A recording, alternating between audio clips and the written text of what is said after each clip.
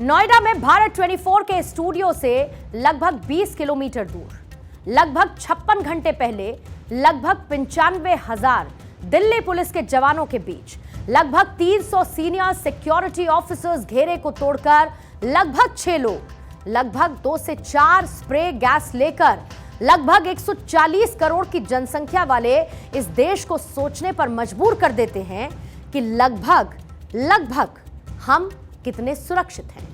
देश की संसद में सुरक्षा घेरे को तोड़ना कई लोगों के विश्वास को तोड़ना है। संसद में अफरा तफरी मचाना, पूरे देश में अराजकता मचाना है। आरोपी कौन थे, उनके नाम क्या थे, इस सवाल के कई जवाब हो सकते हैं, लेकिन सबसे पहले वो सिर्फ घुसपैठिए थे। सोचिए अगर उनके हाथ में जो स्प्रे था उसमें पॉइजनस गैस होती तो क्या होता। सोचिए उनके पास कोई हथियार होता तो क्या होता। लेकिन यहां पर सिर्फ सोचिए मत, सवाल भी पूछिए, क्योंकि जब तक आप पूछेंगे नहीं तब तक सियासत इसे कवर अप देने की कोशिश भी कर सकती है, जैसा कि हो भी रहा है। कोई कहता है ये प्रदर्शनकारी थे, कोई कहता है कि बेरोजगार थे, कोई कह रहा है देखो जनता संसद तक पहुंच चुकी है। ये सब बेकार की बातें हैं। मुद्दा यह है कि संसद की सुरक्षा में चूक हुई कैसे, कौन सा वो कमजोर पॉइंट है जिस पर हमको काम करना है। 2001 में जो हुआ था उससे सीख लेना जरूरी था और है, और 13 दिसंबर को जो कुछ हुआ उससे भी सीख लेना जरूरी है और हमेशा रहेगा भी। संसद कांड में शामिल सभी लोगों को गिरफ्तार कर लिया गया है। मास्टरमाइंड ललित झा भी पुलिस की गिरफ्त में आ चुका है। आज दिल्ली पुलिस ने उसे कोर्ट में पेश किया। उससे पहले ललित को मेडिकल के लिए सफदरजंग अस्पताल लाया गया, जिसकी कुछ तस्वीरें इस वक्त मैं आपके सामने इस वॉल पर रख रही हूं, और यहीं से पटियाला हाउस कोर्ट उसको ले जाया गया। कोर्ट ने ललित को 7 दिन की पुलिस रिमांड पर भेज दिया है। ये तस्वीरें आइए पहले आपको ब्रीफ कर देती हूं। ललित झा जो लगातार मास्टरमाइंड जिसको बताया जा रहा था, ये फरार चल रहा था। आखिरकार इसकी गिरफ्तारी हुई। इससे पहले 4 आरोपियों को गिरफ्तार कर कोर्ट में पेश किया गया, जिनको 7 दिन की स्पेशल सेल को रिमांड मिली थी, और उसके बाद ये वो आरोपी जिसको पकड़ा गया और इसके साथ साथ इसको भी 7 दिन की रिमांड पर भेज दिया गया है। वहीं इस पूरे मामले में कोर्ट ने आरोपियों को वकील भी मुहैया कराया। वकील साहब का नाम है उमाकांत कटारिया। ललित की कोर्ट में पेशी के बाद उनका क्या कुछ कहना था, यह भी आप सुनिए। अभी कुछ उस पर बोलना तो मेरे हिसाब से ठीक नहीं है, क्योंकि अभी इनको 7 दिन का रिमांड दिया गया है। उसमें पुलिस अब इनको लखनऊ, मुंबई और जैसे गुड़गांव या जींद वहां लेकर जाएगी। उसके बाद जो पेपर्स आते हैं उसके ऊपर डिपेंड करेगा क्या है, क्योंकि अभी तो इट्स अ पार्ट ऑफ मतलब इन्वेस्टिगेशन। आरोपी ललित झा से कल देर रात कई घंटे तक पूछताछ हुई है, जिसमें 2 डीसीपी और एडिशनल सीपी समेत स्पेशल सेल के कई इंस्पेक्टर्स ने आरोपी से पूछताछ की है। सोर्सेस ये बताती है कि आरोपी ललित झा ने स्पेशल सेल के अधिकारियों को पूरी कहानी बताई। सूत्रों के मुताबिक संसद में घुसपैठ के लिए कई महीनों पहले से तैयारी की जा रही थी। संसद में एंट्री के लिए पास जरूरी था और इसीलिए वो नहीं मिल पा रहा था। आरोपियों ने अपने दोस्तों में सबसे पूछा था कि पास कौन अरेंज कर सकता है, जिससे संसद के अंदर बहुत आराम से एंट्री मिल सके। संसद में जिस वक्त घुसपैठ की गई उस समय ललित बाहर ही मौजूद था। हालात बिगड़ने पर वो मौके से अपने दोस्तों का फोन लेकर फरार हो गया। ललित ने अपने सभी साथियों के फोन को राजस्थान में जला दिया, उनको नष्ट कर दिया ताकि कोई ट्रेस न मिल सके। दिल्ली से भागकर ललित सीधा राजस्थान के अपने एक दोस्त महेश के यहां पर पहुंचा, जहां पर महेश ने उसे होटल में कमरा दिलवाया और वहीं से वो लगातार सारी चीजों को मॉनिटर कर रहा था। जब उसको यह लगा कि पुलिस की कई टीमें उसकी तलाश में लगी है, तो वो वापस दिल्ली आया और कल रात उसने दिल्ली पुलिस के सामने सरेंडर कर दिया। तो जहां पर एक तरफ पूछताछ, वहीं दूसरी तरफ संसद के बाहर की सुरक्षा भी बढ़ा दी गई है। जल्दी से आपको एक रिपोर्ट दिखा देते हैं। बुधवार को संसद भवन में हुई सुरक्षा चूक के बाद दिल्ली पुलिस सहित सभी सुरक्षा एजेंसी हाई अलर्ट पे आ गई है। जो संसद भवन है वहां से तकरीबन 1 किलोमीटर दूर से दिखा रहा हूं, एयरफोर्स भवन से आप देख सकते हैं यही जो रास्ता है वो विजय चौक होते हुए नॉर्थ ब्लॉक, साउथ ब्लॉक और पार्लियामेंट की ओर जाती है। लेकिन देखिए किस तरह से आज दिल्ली पुलिस के सहित जो पैरामिलिट्री फोर्स है वो मुस्तैद हो गई है और एक एक गाड़ी पर चेक करके देखिए जो भी बाइक स्कूटी वाले जा रहे हैं उसको ID कार्ड मांगा जा रहा है कि उनका उधर काम भी है या ऑफिस है भी नहीं। अगर ऑफिस उनका रहता है तो उनको फिर जाने दिया जाता है, उनके पास बैग है तो बैग भी चेक किया जा रहा है। तो 1 2 नहीं तकरीबन 4 ब्रैकेटिंग लगा दिया गया है पूरी तरह से पार्लियामेंट की तरफ जितने रास्ते जाते हैं उन सभी रास्तों की ओर और सभी गाड़ियों के चेक किया जा रहा है। सभी लोगों को चेक किया जा रहा है क्या उनके पास ID कार्ड है या नहीं। जो नॉर्थ ब्लॉक, साउथ ब्लॉक में या काम करते हैं तभी उनको उधर की ओर जाने दिया जाता है। देखिए, ऐसा नहीं है कि ये सब लोग सुबह मिले, दोपहर में संसद की सुरक्षा से खिलवाड़ करने का प्लान बना लिया। दरअसल ये प्लानिंग महीनों से चल रही थी और इस प्लानिंग को पूरी तैयारी के साथ अंजाम दिया गया। मतलब हॉलीवुड मूवीज में आपने जैसा देखा है कि अगर प्लान फेल हुआ तो क्वेश्चन मार्क, यानी कि there comes a plan B. बिल्कुल ऐसा ही कुछ यहां भी था।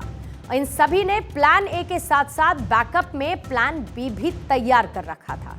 आइए सबसे पहले आपको बता देती हूं कि आखिर प्लान ए क्या था। संसद भवन में अंदर जाने के लिए मनोरंजन और सागर शर्मा के नाम से पास बना था और इसीलिए इन्हीं दोनों को अंदर भेजने का फैसला लिया गया। इसी प्लान के तहत संसद के बाहर अमोल और नीलम को ट्रांसपोर्ट भवन की ओर से संसद भवन की तरफ कलर स्मोक जलाते हुए जाना था। अगर प्लान ए फेल हो भी जाता तो प्लान बी भी तैयार था। प्लान बी के तहत अगर किसी वजह से नीलम और अमोल संसद के करीब नहीं पहुंच पाते तो उनकी जगह महेश और कैलाश दूसरी तरफ से संसद भवन के करीब जाते और मीडिया के कैमरों के आगे कलर स्मोक जलाते हुए नारेबाजी करते हुए सुनाई देते। 12 दिसंबर की रात जब महेश और कैलाश गुरुग्राम में विक्की के घर नहीं पहुंचे तो अमोल और नीलम को हर हाल में ये काम जिसे अंजाम करने का जिम्मा सौंपा गया था। वहीं संसद कांड को लेकर दिल्ली पुलिस ने एक बड़ा खुलासा भी किया। पुलिस ने कहा है कि लोकसभा की सुरक्षा में सेंध लगाने की घटना के 2 आरोपी 1929 के दौरान भारत में ब्रिटिश शासन के समय क्रांतिकारी भगत सिंह ने सेंट्रल असेंबली के अंदर जो बम फेंके थे वो वैसी ही घटना को दोहराना चाहते थे। इस मामले को लेकर एक अधिकारी ने यह भी बताया कि आरोपियों के कब्जे से एक पर्चा बरामद किया गया है जिसमें लिखा था प्रधानमंत्री लापता हैं और जो भी उन्हें ढूंढेगा उसे स्विस बैंक से पैसा मिलेगा। इसके साथ ये बात भी निकलकर सामने आई कि आरोपियों के जूते खास तरीके से डिजाइन किए गए थे और धुएं की केन को फिट करने के लिए, छिपाने के लिए उसमें जगह बनाई गई थी। इस केन को सागर शर्मा ने लखनऊ से खरीदा था। पुलिस ने कहा कि आरोपियों ने संसद में पर्चे फेंकने की योजना बनाई थी। इसने यह भी कहा कि उन्होंने तिरंगे भी खरीदे थे। आरोपियों के पास से कुछ और पर्चे भी बरामद किए गए हैं जिसमें युवाओं को सरकार के खिलाफ भड़काने का संदेश शामिल था। और यहां सबसे अनफॉर्चुनेट जानते हैं क्या है? वो है विपक्ष का रवैया। मतलब जहां हम सभी को एक होना चाहिए, एक पेज पर होना चाहिए, लूप होल को पता करना चाहिए, वहां उसी संसद के सदस्य सियासत करने में व्यस्त हो गए। एक बार उनको भी सुनिए। इस देश की सबसे सुरक्षित इमारत मानी जाने वाली भारत देश की संसद में अगर एक इतनी बड़ी सुरक्षा चूक होती है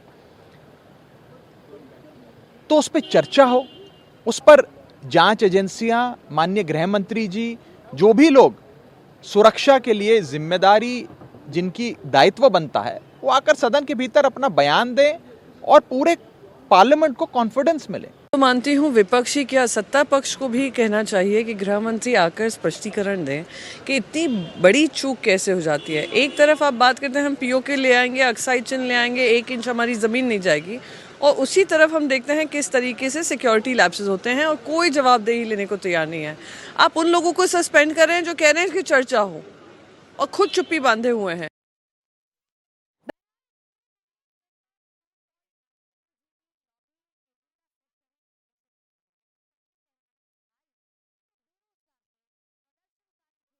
इसका जवाब क्या है वो मैंने आपको कल भी 9 PM स्पेशल में बताया था कि देश की अस्मिता के साथ खिलवाड़ करने वाले सिर्फ देशद्रोही हो सकते हैं और इसी के तहत उन पर कार्रवाई भी चल रही है।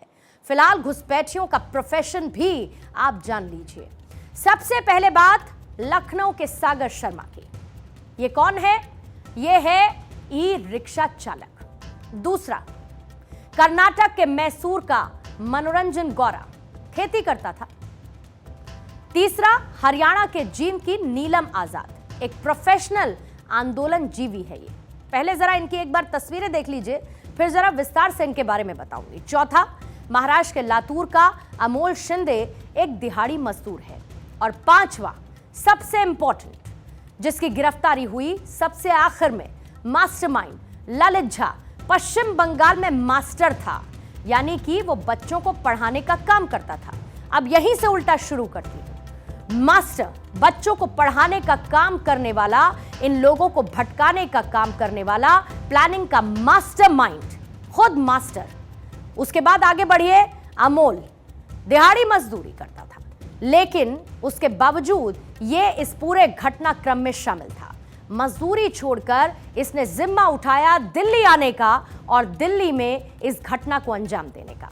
फिर उसके बाद नीलम आंदोलन जीवी है, कई प्रदर्शनों में ये शामिल हो चुकी है, लेकिन इसके साथ साथ अगर इसकी डिग्रियों की आप फहरिस्त देखेंगे तो वो वाकई में आप गिनते रह जाएंगे।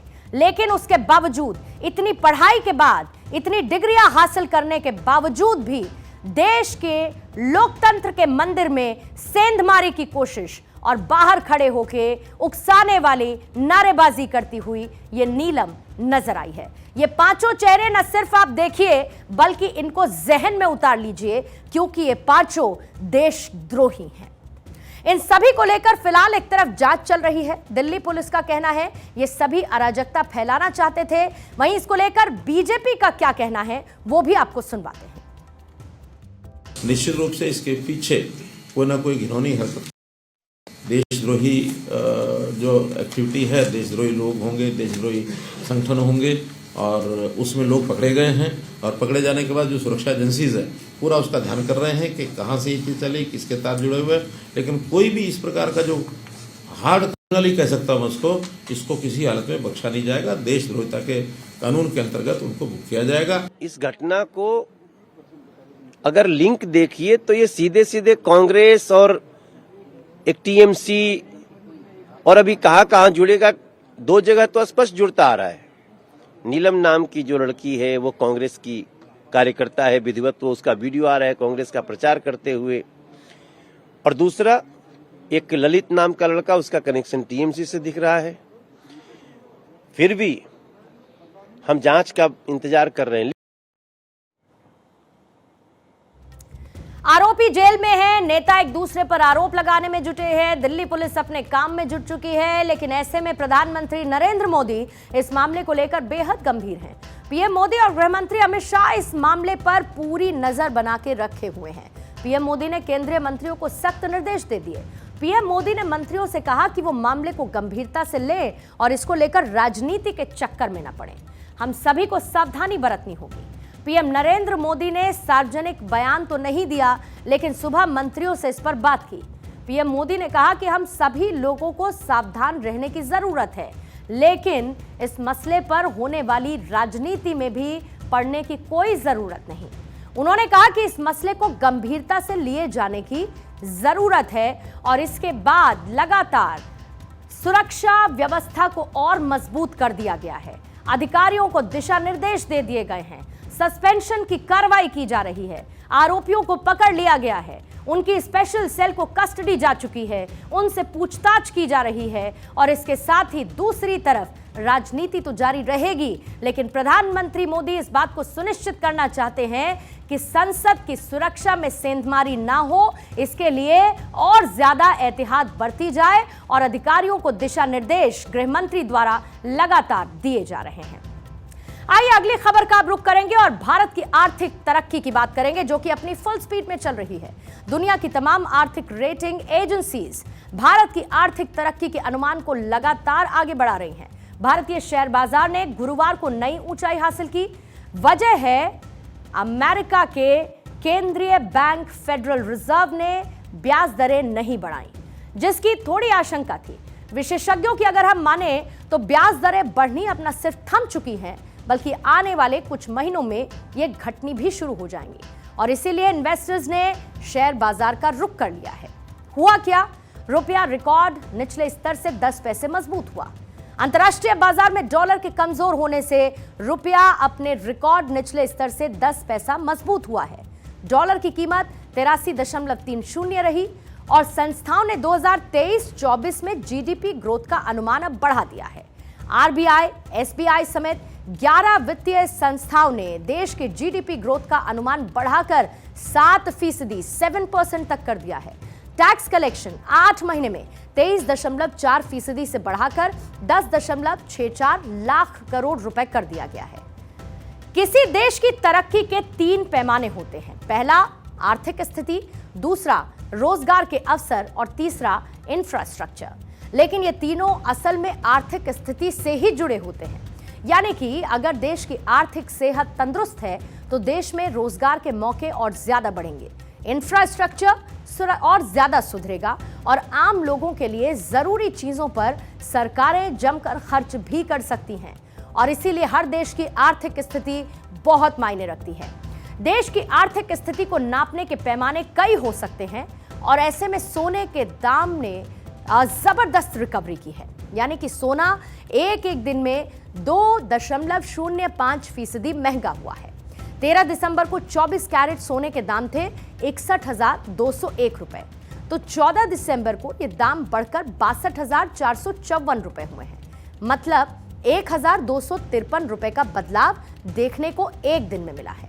हालांकि सोना अभी अपने उच्चतम स्तर यानी कि 63,281 रुपए से 1.31% नीचे है। बीते 5 मई को सोना अपने रिकॉर्ड स्तर पर पहुंचा था। कहते हैं कि किसी भी देश की अर्थव्यवस्था उसकी रीढ़ की हड्डी होती है और रीढ़ की हड्डी जब तक सही सलामत है तब तक वो शरीर सही से काम करता रहेगा। यही बात हमारे देश पर भी लागू होती है। बीते 1 दशक में देश ने बड़े बड़े बदलावों को जिया। देश में कई बड़े फैसले लिए गए जिनका सीधा संबंध सियासत, समाज और सिस्टम से रहा है। और इसी बीच कुछ ऐसे बदलाव भी आए जिनका संबंध आपकी और हमारी जेब से रहा। ऐसा ही एक बड़ा बदलाव आया शेयर मार्केट में, जो देश की आर्थिक तरक्की का लिटमस टेस्ट बनकर उभरा है। सेंसेक्स आज 71,483 पर बंद हुआ, कल 70,514 पर बंद हुआ था। सेंसेक्स 13 दिसंबर को 69,584 पर बंद हुआ था। मतलब एक दिन में सेंसेक्स में 1.34% का हाइक दर्ज किया गया। इधर निफ्टी भी 13 दिसंबर को 20,926 पर बंद हुआ। शेयर बाजार में गुरुवार को सबसे ज्यादा तेजी रियल एस्टेट, आईटी और टेक कंपनीज के शेयर्स में रिकॉर्ड की गई है और इसीलिए यह कहा जा सकता है कि भारत आर्थिक तौर पर तरक्की की राह पर मजबूती के साथ आगे बढ़ रहा है। वो जमाना बीत गया जब महिलाओं की ताकत को एक हाथ के घूंघट में सीमित कर दिया जाता था। खेल हो या स्पेस, यूपीएससी का रिजल्ट हो या कोई मेहनतकश काम करने वाली महिला, हर जगह खुद को साबित करती रही। बात यहां तक पहुंची कि राजनीति में अब महिलाएं पूरी सरकार बना रही हैं। जी हां, इन्हें आप किंग मेकर कह सकते हैं। 5 साल के आंकड़े इसकी गवाही दे रहे हैं। इस दौरान 23 राज्यों में चुनाव हुए और 18 राज्यों में पुरुषों से ज्यादा वोट महिलाओं के पड़े हैं। अब आधी आबादी कैसे पूरी सरकार बना रही है यह भी आपको मैं बता देती हूं। 2009 के लोकसभा चुनाव के समय कुल 42 करोड़ मतदाताओं ने वोट कास्ट किए थे, जिनमें 19 करोड़ महिलाएं थीं। 2014 में 55 करोड़ वोटर्स में 26 करोड़, 2019 में 62 करोड़ वोटर्स में 30 करोड़ महिलाएं रहीं। अनुमान लगाया जा रहा है कि अगले साल होने वाले आम चुनाव में 68 करोड़ लोग वोट दे सकते हैं और इसमें 33 करोड़ महिलाएं हो सकती हैं, यानी कि असल में आधी आबादी।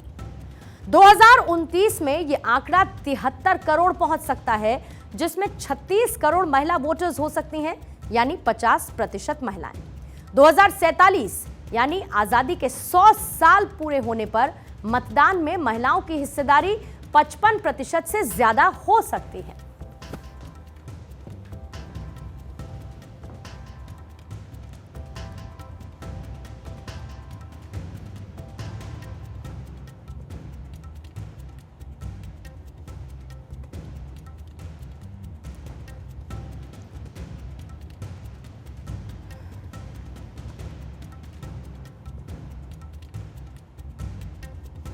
आजादी के बाद से अब तक सियासत में महिलाओं की हिस्सेदारी को लेकर भारत ने एक बहुत लंबा सफर तय किया है। 1951 से 1952 में जब पहली बार हमारे यहां आम चुनाव हुए, यानी कि आजादी के बाद पहली बार जनता को अपने वोट से सांसद और विधायक चुनने का मौका मिला, तब सिर्फ 24 महिला सांसद जीती थी, जबकि मौजूदा लोकसभा में महिला सांसदों की संख्या 82 है। यानी 70 सालों में महिला सांसदों की संख्या में 300% की ग्रोथ हुई है। यानी कि हमारे यहां महिलाओं की सियासत में सहभागिता बढ़ी है। पंचायत और लोकल बॉडीज के चुनाव में तो लगभग हर राज्य में 33% या उससे ज्यादा महिला आरक्षण है। और इसी सिलसिले में जब लोकसभा और विधानसभा में 33% महिला आरक्षण मिल जाएगा तो देखिएगा संसद की नई तस्वीर और कितनी सुंदर हो जाएगी। इस मामले में हालांकि भारत अभी भी उन पश्चिमी देशों से बहुत आगे है जो खुद को विकसित बताते हैं। भारत की राजनीति में महिलाओं की ताकत आजादी के बाद से दिख गई थी। भारत में 1951-52 में हुए पहले चुनाव के बाद बनी पहली कैबिनेट में राजकुमारी अमृत कौर देश की पहली स्वास्थ्य मंत्री बनी। इनका चेहरा आप देखिए, हो सकता है कि शायद आपने न देखा हो, लेकिन आज इनके चेहरे को पहचानिए। आजादी से पहले ही मद्रास विधानसभा में डॉक्टर एम लक्ष्मी रेड्डी पहली महिला विधायक जीती। 1963 में सुचेता कृपलानी उत्तर प्रदेश में देश की पहली महिला मुख्यमंत्री बनी। 1966 में यानी कि आजादी के सिर्फ 19 साल बाद इंदिरा गांधी देश की पहली महिला प्रधानमंत्री बन गई। अब इसकी तुलना में विकसित देशों की हालत आप देखिए। सुपर पावर अमेरिका में अभी तक कोई महिला राष्ट्राध्यक्ष नहीं बन सकी है।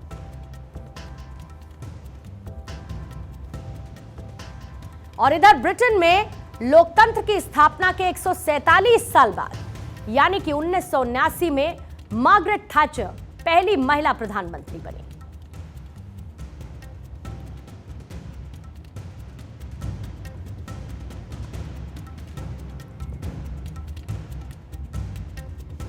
और आइए अब आगे बढ़ते हैं एक सवाल के साथ। आज इंपॉर्टेंट सवाल है जो सभी भारतीय पूछ रहे हैं कि दुनिया देख रही है ना, रो रहा है पाकिस्तान।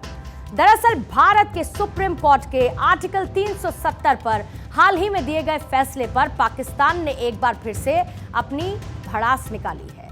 पाकिस्तान के बौखलाए केयरटेकर पीएम अनवारुल हक काकर ने कहा कि पहले भारत की सरकार और अब उनके सुप्रीम कोर्ट ने जो किया उससे उनका असली चेहरा दुनिया के सामने आ चुका है। उन्होंने दावा किया कि भारत खुद को सबसे बड़ी लोकतांत्रिक व्यवस्था कहता है, लेकिन काम तानाशाही के कर रहा है। दुनिया की बहुत बड़ी मईशत है, दुनिया की बहुत बड़ी जमहूरियत है, सारी दुनिया इसमें इंटरेस्टेड है, उसके बावजूद ये पूरी दुनिया उसके कश्मीर के मौक़िफ़ को तस्लीम नहीं कर रही है। क्या यूरोपियन यूनियन ने किया है? क्या अमेरिका ने किया है? किसी ने नहीं किया है।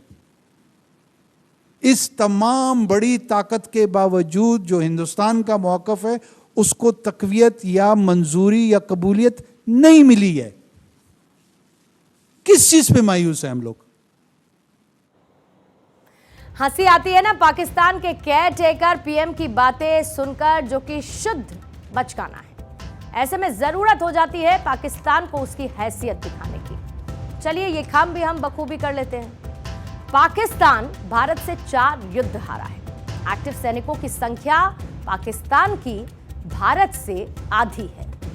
हथियारों की संख्या भारत की तुलना में आधी है। सैन्य तुलना, भारत के पास 14,50,000 जवान हैं, तो पाकिस्तान के पास 6,54,000। भारत के पास अत्याधुनिक हथियार, जिसके मामले में भारत 4थे नंबर पर आता है, तो पाकिस्तान 7वें नंबर पर आता है। और इसीलिए जरूरी है कि पाकिस्तान भारत के आंतरिक मामलों में दखल देने से पहले और कुछ भी कहने से पहले अपनी हैसियत को देख ले, जांच ले, परख ले और उसके बाद जबान खोले। दुनिया पीएम मोदी का जलवा मान रही है। हर जगह पीएम मोदी की धूम है और इसीलिए 2014 से अब तक पीएम मोदी को 14 देशों ने सम्मानित किया है। 7 मुस्लिम देशों ने भी प्रधानमंत्री मोदी को अपना सर्वोच्च राष्ट्रीय पुरस्कार दिया। मोदी अब ग्लोबल साउथ की आवाज बन चुके हैं। अफ्रीकी देश मोदी मोदी कर रहे हैं। दुनिया के सबसे बड़े दुश्मन अमेरिका और रूस मोदी का साथ चाहते हैं, क्योंकि मोदी ने सारी दुनिया में भारत की साख को बढ़ाया है, जिसका फायदा यह हुआ कि भारत भी आगे बढ़ा और पीएम मोदी की पहचान भी सारी दुनिया में ग्लोबल लीडर की बनी। कहते हैं ना, मोदी है तो मुमकिन है। सिर्फ मुमकिन नहीं, मोदी है तो माइंड ब्लोइंग है। और कैसे पीएम मोदी हैं दुनिया में नंबर 1 लीडर, देखिए हमारी एक खास report.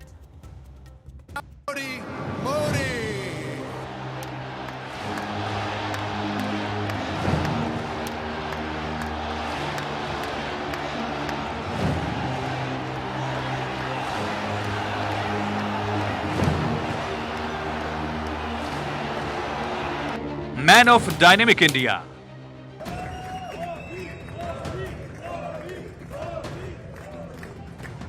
Modi man of developed India,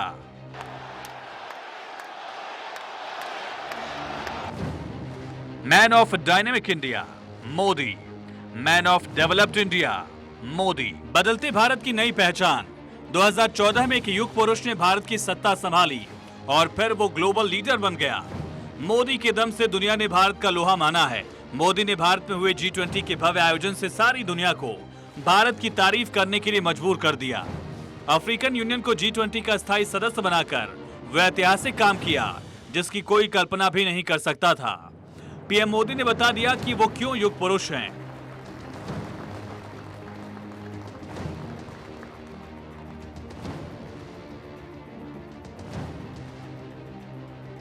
आज अगर कोई ग्लोबल लीडर है तो उसका नाम है नरेंद्र दामोदर दास मोदी। मोदी सिर्फ एक नाम नहीं है, मोदी मैन ऑफ डेवलपमेंट है जिसने विकास के नए आयाम गढ़े हैं। इसीलिए तो दुनिया मोदी मोदी कर रही है।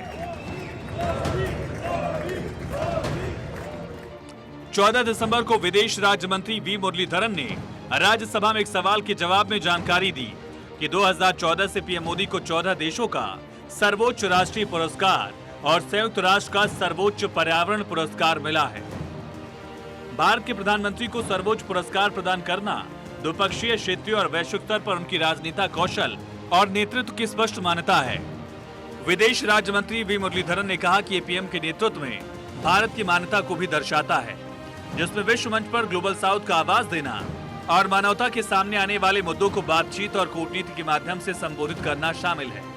2023 में पीएम मोदी का ऐसा जलवा रहा कि उन्हें विश्व के 5 देशों ने अपने सर्वोच्च सम्मान से नवाजा। जुलाई में फ्रांस ने पीएम मोदी को लीजन ऑफ ऑनर से सम्मानित किया। जून में मिस्र ने ऑर्डर ऑफ द नाइल सम्मान से सम्मानित किया। मई में पापुआ न्यू गिनी द्वारा companion of the order of Logohu से सम्मानित किया गया।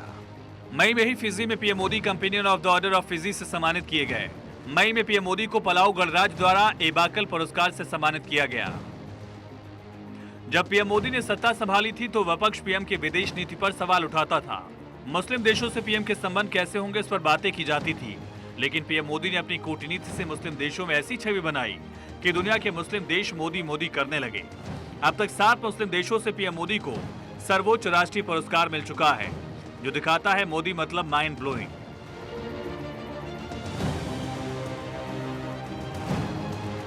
– 2019 में मालदीव ने पीएम मोदी को order of the distinguished rule of Nishan Izzuddeen से सम्मानित किया। King Hamad order of the Renaissance से पीएम मोदी का सम्मान हुआ। इसी साल पीएम मोदी को यूएई द्वारा ऑर्डर ऑफ जायद अवार्ड से सम्मानित किया गया। 2018 में grand collar of the state of फलस्तीन अवार्ड से पीएम मोदी सम्मानित हुए। 2016 में पीएम को अफगानिस्तान द्वारा स्टेट ऑर्डर ऑफ गाजी अमीर अमानुल्लाह खान पुरस्कार से सम्मानित किया गया था। और इसी साल सऊदी अरब द्वारा ऑर्डर ऑफ अब्दुल अजीज अल सऊद से पीएम को नवाजा गया था। सिर्फ मुस्लिम देश ही नहीं, दुनिया के 2 सबसे बड़े दुश्मनों ने भी पीएम मोदी को अपने यहाँ के बेस्ट अवार्ड दिए। 2019 में रूस ने ऑर्डर ऑफ सेंट एंड्रयू पुरस्कार से पीएम को सम्मानित किया।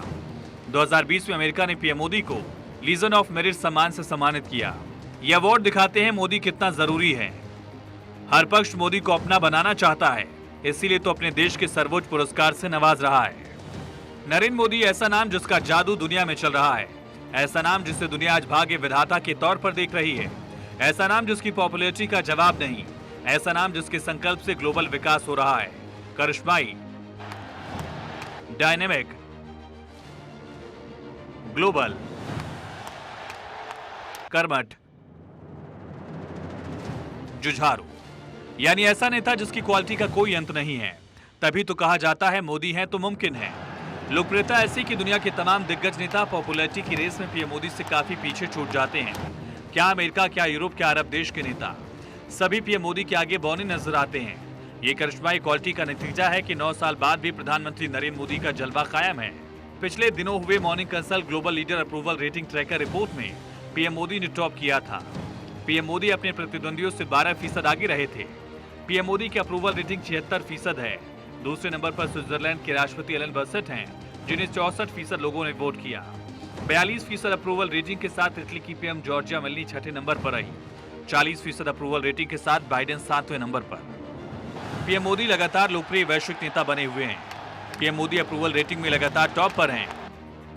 दुनिया की बड़ी बड़ी संस्थाएं भारत के विकास दर को लेकर बहुत सकारात्मक है।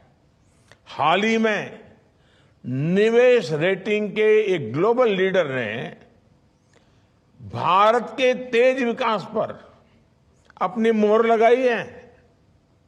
उनका अनुमान है कि रोजगार के बढ़ते अवसर, वर्किंग एज पॉपुलेशन, इसकी बड़ी संख्या और लेबर प्रोडक्टिविटी में बढ़ोतरी की वजह से भारत में विकास तेज गति से जारी रहेगा। इटली की प्रधानमंत्री जॉर्जिया मेलोनी ने तब अप्रूवल रेटिंग को लेकर पीएम की तारीफ की थी। I'm not sure if this will lead me to the approval rate that the Prime Minister Modi has reached. I think it's the most loved one of all around the world. But I mean, this has really proven that he has been a major leader, and congratulations for that, Prime Minister. ये मोदी का ही दम है कि Italy ने BRI Jinping की महत्वाकांक्षा योजना से अपने आप को बाहर कर दिया, क्योंकि जॉर्जिया मेलोनी पीएम मोदी की बड़ी प्रशंसक हैं। पीएम मोदी न केवल दुनिया में सबसे लोकप्रिय हैं, बल्कि अपनी बातों से ऐसा समा बांधते हैं कि दुनिया भर के नेता उनको शिद्दत से सुनते हैं। जब जब पीएम मोदी को सुना, मुंह से बस वाह-वाह के सिवा कुछ नहीं निकलता। I said to my friend the Prime Minister before, the last time I saw someone on the stage here was Bruce Springsteen, and he didn't get the welcome that Prime Minister Modi has got.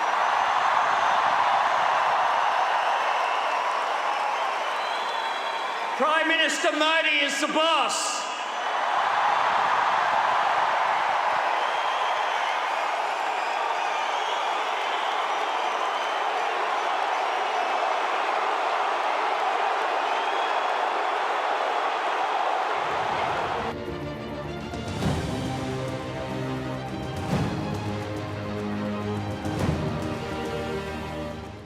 न केवल Papua New गिनी की प्रधानमंत्री बल्कि अमेरिकी singer Mary मिल्बन भी PM Modi की पैर छूती नजर आई। प्रधानमंत्री मोदी पूरी दुनिया में लोकप्रिय हैं। दुनिया के कई बड़े नेता उनके मुरीद हैं। इसी साल के मई महीने में हिरोशिमा में G7 की बैठक हुई। पीएम मोदी को इनवाइट किया गया था। G7 की बैठक के तर्क 8 देशों की मीटिंग हुई। इस दौरान अमेरिकी राष्ट्रपति ने पीएम नरेंद्र मोदी से ऑटोग्राफ मांगा। जो बाइडेन ने कहा कि आपके कदम बता रहे हैं लोकतंत्र मायने रखता है। आप मेरे लिए एक समस्या पैदा कर रहे हैं। अमेरिका में बड़ी संख्या में लोग आपसे मिलना चाहते हैं, जिसके लिए मेरे पास कई आवेदन आ रहे हैं। मुझे आपके कार्यक्रमों के लिए लोगों से लगातार अनुरोध मिल रहे हैं, जो मेरे लिए चुनौती बन गया है।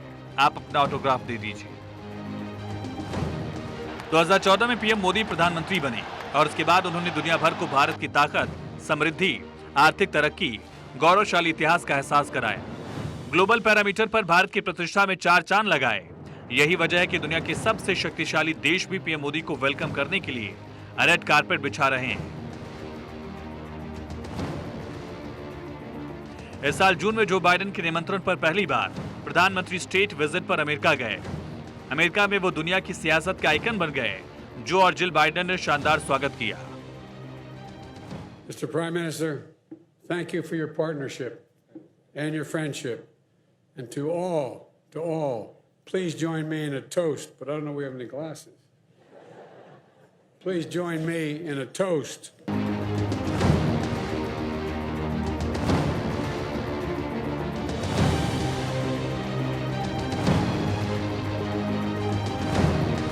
आज पूरी दुनिया प्रधानमंत्री नरेंद्र मोदी की तरफ देख रही है।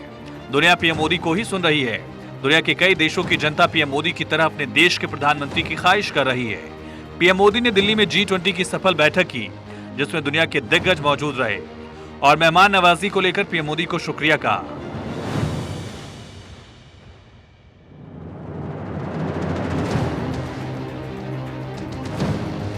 I want to once again thank Prime Minister Modi for his leadership and his hospitality in hosting the G20.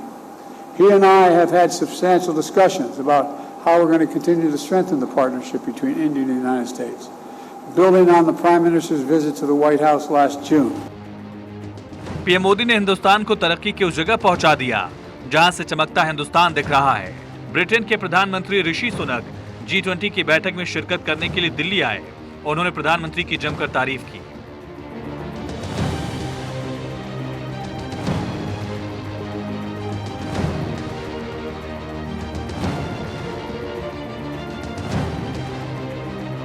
Yes, and I have enormous respect for Modi ji, and he's been personally very warm and kind to me, and we're working very hard, as I said, on our shared ambition of concluding an ambitious and comprehensive trade deal between India and the UK, because both of us think that would be a good thing, and both of us. प्रधानमंत्री नरेंद्र मोदी ने हिंदुस्तान की ताकत से दुनिया को रूबरू करा दिया है। आज भारत दुनिया के सामने सीना तान कर खड़ा है। प्रधानमंत्री नरेंद्र मोदी ने हिंद के हाथों को ऐसा फौलादी बनाया जिससे दुनिया भारत की तरफ उम्मीद की नजर से देख रही है। Also proud that Danish solutions play a key role when it comes to your very ambitious targets, and I think you are an inspiration for the rest of the world. प्रकृति से प्यार, पर्यावरण का ख्याल और युद्ध का त्याग, यही ग्लोबल लीडर मोदी की असली पहचान है। पीएम मोदी दुनिया को शांति संदेश देते हैं तो भारत की दहलीज में दाखिल होने की हिमाकत करने वालों को कड़ा सबक भी सिखाते हैं। दुनिया के दो मुल्क रूस और यूक्रेन जब जंग के मैदान में हैं, तो प्रधानमंत्री ने कहा कि ये वक्त युद्ध का नहीं है। एक्सेलेंसी, मैं जानता हूं कि आज का युग युद्ध का है नहीं, और हमने फोन पर भी कई बार आपसे इस विषय में बात की है कि डेमोक्रेसी और डिप्लोमेसी और डायलॉग, ये सारी बातें ऐसी हैं कि जो दुनिया को एक स्पर्श करती हैं। आने वाले दिनों में शांति के रास्ते पर हम कैसे बढ़ सके। भारत की छवि संकट मोचक के तौर पर रही है।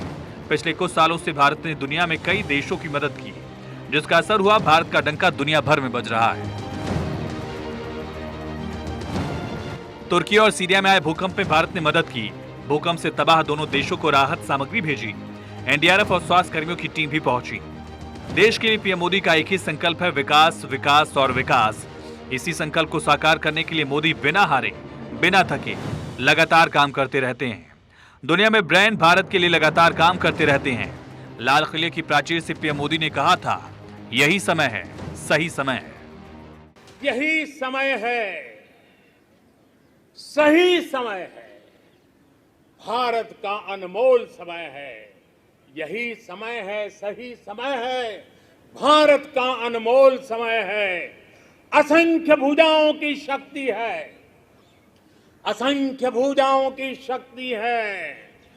हर तरफ देश की भक्ति है, असंख्य भुजाओं की शक्ति है। हर तरफ देश की भक्ति है। तुम उठो तिरंगा लहरा दो, तुम उठो तिरंगा लहरा दो, भारत के भाग्य को फहरा दो, भारत के भाग्य को फहरा दो। यकीन मानिए, हिंदुस्तान का समय आ गया है। दुनिया के नेता भारत के साथ कतार लगाकर खड़े हैं। दुनिया के नेता पीएम मोदी की एक बात पर हुंकार भरते हैं। हाल ही में जब राजघाट पर महात्मा गांधी को श्रद्धांजलि दी गई, तब तस्वीर सब कुछ बयां कर रही थी। 2023 में पीएम मोदी का डंका हर तरफ से बजा। 2024 में भी ये डंका बजने वाला है।